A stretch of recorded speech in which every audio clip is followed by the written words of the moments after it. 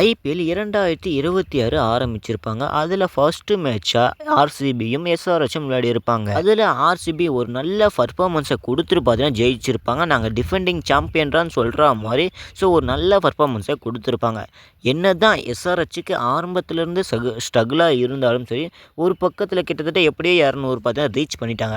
சரி அவங்க கிட்ட இருக்கிற பவுலிங் லைனப்பை வச்சு எப்படியாச்சும் விக்கெட் எடுத்து ஜெயிப்பாங்கன்னு நினச்சிக்கிட்டு இருந்தாங்க. அவங்களும் ட்ரை பண்ணி பார்த்தாங்க. அது எதுவுமே பார்த்தீங்கன்னா ஒர்க் ஆகல.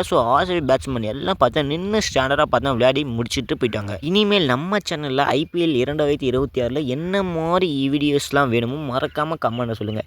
இதுக்கு முன்னாடி ஒரு ஷார்ட் அப்லோட் பண்ணியிருப்பேன். ஆர்சிபி வின் பண்ணுறதுக்கு யார் காரணமாக இருப்பேன்னு கேட்டிருப்பேன். அந்த ஒரு ஷார்ட்டில் பார்த்தா நிறைய பேர் ரெஸ்பான்ஸ் பண்ணியிருப்பீங்க. 1K வியூஸ் பார்த்தா போயிருக்கு. அதில் 16 சப்ஸ்கிரைபர் கிடைச்சிருக்காங்க. 50 பேர் பார்த்தா லைக் பண்ணியிருக்காங்க. ஒரு கமெண்ட் வந்திருக்கு.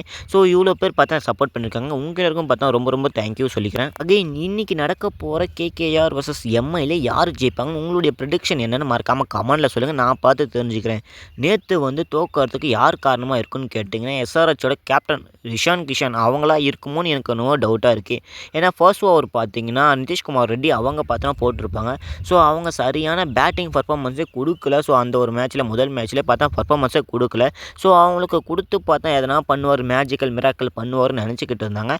அதையும் பார்த்தீங்கன்னா அவங்க பண்ணாமல் பார்த்தீங்கன்னா அவர் ஓவரையும் பார்த்தா அடிக்க ஆரம்பித்தாங்க. 200 ரீச் பண்ண எஸ்ஆர்எச்சுக்கு பார்த்தீங்கன்னா சரியான பவுலிங் லைனப் இருக்குன்னு கேட்டிங்கன்னா ஒன்றுமே இல்லைங்க.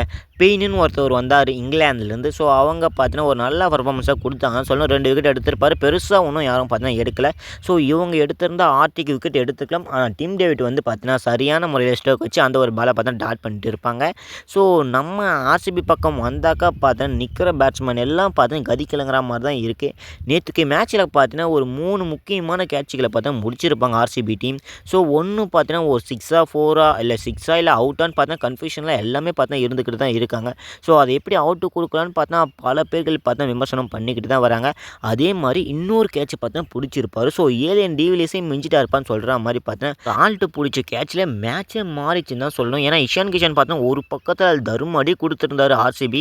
நீ எங்கே போட்டாலும் நான் அடிப்படா, சுற்றி அடிப்படான்னு காட்டுற மாதிரி அடிச்சுக்கிட்டு இருந்தார் 6ம் போருமா.